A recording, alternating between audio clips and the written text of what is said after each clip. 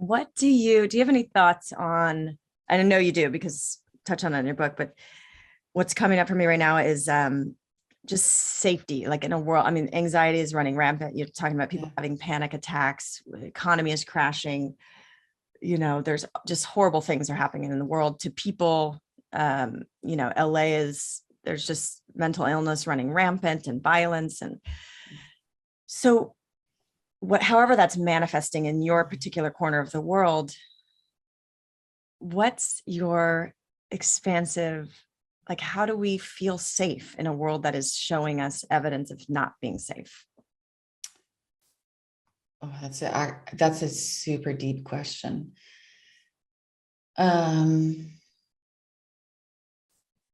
I think the assignment is to stop needing to feel safe in all the ways we've been needing to feel safe. It's like, we need to have the money in our bank account. We need to have the particular relationship. We need to have so many likes or so many followers. Safety. It's like all this identity reinforcement. And the identities are crumbling. Like the only thing you can rely on right now is there's something meaningful. There's a life force. There is source that is animating me, that has infinite awareness. And you just have to be okay with that, because some of us will get more stripped down. And I'm not my clothes. I'm not my online following. I'm not my marriage. I am something much bigger and eternal. My experience is when I rest in that, then I can really I can be more comfortable with the uncertainty. I can actually start to kind of get turned on by the uncertainty. It's like, I think, really for the first time in my life, I'm okay with the mystery. Like, I don't know what's going to happen tomorrow. I've seen some people that I thought were infallible in my life really go through hardship. And everybody comes out on the other side. We know from great teachers like Jesus, the Christ, and the Buddha, and many others, that suffering, that's the fire that has us, brings us to God. And nobody who gets through that regrets it or doesn't want to get to that euphoric place that they get. And all the suffering right now is for a reason. The only thing we've got that's safe is the divine, and it's calling the shots. Yeah. Totally. Thank you. Sorry, I threw that curveball at you. No, it's great. But it's so true. And, it does bring you back. It's almost like just, it's that this pressure cooker, the heat that we're walking through right now, it's like alchemizing, our society, our planet, our, individually, collectively. And to have that perspective and that faith, and to know there's divine intelligence that has always embraced us, and to look to that. So whatever the fire that you're in, it's bringing us back to, and I spoke to a teacher a couple of weeks ago when I was like in the heat of my fire. And he said, this is what you're experiencing, this wrongdoing, all these fears, this material life is 1%. The spirit, God, the 99% is so, the divine intelligence is so, that has a plan working here, is so much more powerful than this itty bitty 1% of the 3D that you're experiencing with these people or whatever. And so it's just reminding you to gaze and surrender to that 99%, that divine energy that has, yeah. So this is a great point around timelines. So like for the last couple of years, I've been hearing this phrase a lot, your timeline. I'm like, oh, okay, this is going to be the new age thing. But this is my interpretation of it. I mean, really, this is about you choosing your reality.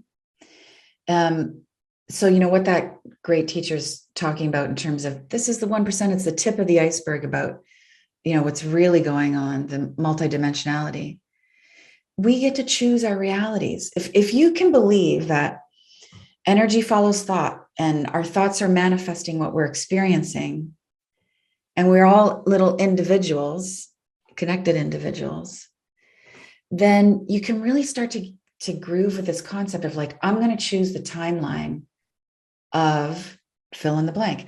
I am choosing the reality that this all turns out okay. I am choosing the reality that there will be nourishment, prosperity, and safety for everybody. And I'm going to back that up with my thinking and my words and my actions and how I live my life. And I wonder if I'm like, in the big cosmic, there's a black hole where people who choose division and worry and fear, and it's all falling apart and it's all going to be, I'm choosing the apocalyptic timeline. Maybe in their dimension, they experience an apocalypse. But in my dimension, I'm just like, hey, my community got together and we grow our own food and our grocery stores are still full and there's a miracle. Right?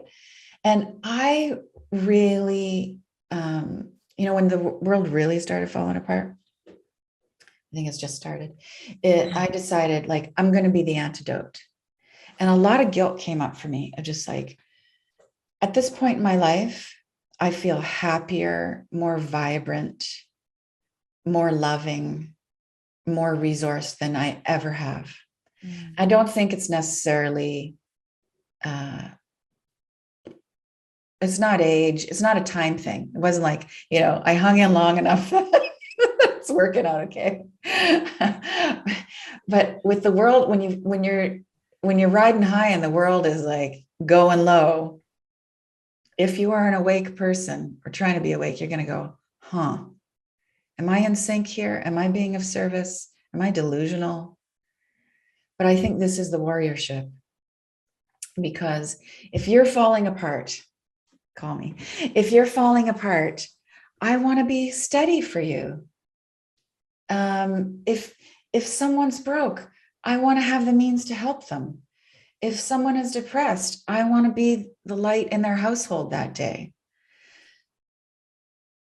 So that's the wave I'm trying to ride right now, is to be the antidote. And it is like, and so much of what you just said just resonated. Like, I've always had this vision of, there's millions of parallel potentialities and dimensions happening simultaneously. And it's like, choose your own adventure. And when you align your frequency, you can like, I'm going to pop over to this dimension. I'm not liking where this one's going. I'm getting stuck down to that apocalyptic frame of mind. So I've got to, get connected with my community, be surrounded so I can stay in this vibration and do the work on myself and do the healing of myself, so that I can, with my thoughts in my heart and the coherence, and zoop over to this potentiality and that, and hold that, because the people in our reality do need someone with a container that can be the person that you're trying to be, like with the cup full. And yeah, so just, that's to say, like, when you get pulled down in guilt because you're in joy and even just what you said right there, like it helps me look at this circumstance that I'm going through. And I can literally say, if I was not going through this fire right now, I wouldn't be strong enough. My container wouldn't be strong enough to hold the space and the love that we need to hold for people as we're going through this. So I can actually pull back after I've been in victimhood and feel sorry for myself. And why is this happening to me? And I can go, okay, here's the work. I'm doing the work. And I can actually be grateful for this circumstance and these people for strengthening my container, for giving me expansion and growth, so I can actually hold space and help more people, or, continue to just hold space in the world that's continually heating up, so it is the warrior's work. And your book is going to help a lot of us stay the line and stay the course and be in community and know how to hold that container. Thank you for listening to the Heal podcast. Be sure to tune in for more empowering wisdom and inspiring healing stories. Oh, and make sure you hit the follow button on Apple, Spotify, or wherever you listen to podcasts so you don't miss that one episode that holds the answer you've been searching for. And if you feel inspired, we would love you to rate and review us so that we have the opportunity to reach more people. And of course, you can follow us on Instagram for some behind the scenes fun and more inspiration at Heal Documentary and at Kelly Goris. Thank you so much and be well.